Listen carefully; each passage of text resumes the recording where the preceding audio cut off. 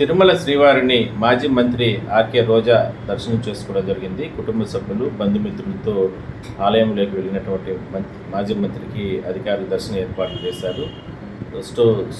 Steel plant ప్రమాద ఘటనలో చనిపోయినటువంటి కుటుంబ సభ్యులకి తన ప్రగాఢ సానుభూతి వ్యక్తం చేస్తూ మనోధైర్యం కల్పించాలని భగవంతుని ప్రార్థించినట్లు కూడా చెప్పడం జరిగింది. మరోసారి ఇలాంటి రిపీటెడ్ కాకుండా ప్రభుత్వం చర్యలు తీసుకోవాలని కూడా కోరడం జరిగింది.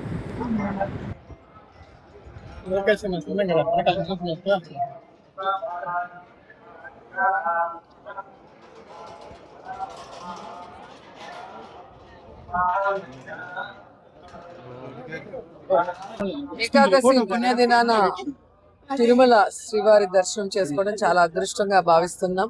ఆయన ఆశీస్సులు ఎప్పుడూ మా మీద ఉంటాయి అనేది అంతకన్నా నిదర్శనం లేదు. ఎందుకంటే ఆయన బిడ్డలుగా మమ్మల్ని ఆశీర్వదించి కొత్త ఎనర్జీతో మళ్ళీ మేము రాజకీయాల్లో ప్రజలకి అండగా నిలబడి వారి కోసం పనిచేసేందుకు మాకు శక్తిని ఎప్పుడూ ఇస్తూనే ఉన్నారు. అండ్ ఈరోజు ముఖ్యంగా వైజాగ్లో స్టీల్ ప్లాంట్లో చనిపోయిన వాళ్ళ ఆత్మలు శాంతించాలని, ఆ కుటుంబానికి భగవంతుడు అండగా నిలబడి ధైర్యాన్ని ఇవ్వాలని మనస్ఫూర్తిగా కోరుకుంటున్నాను.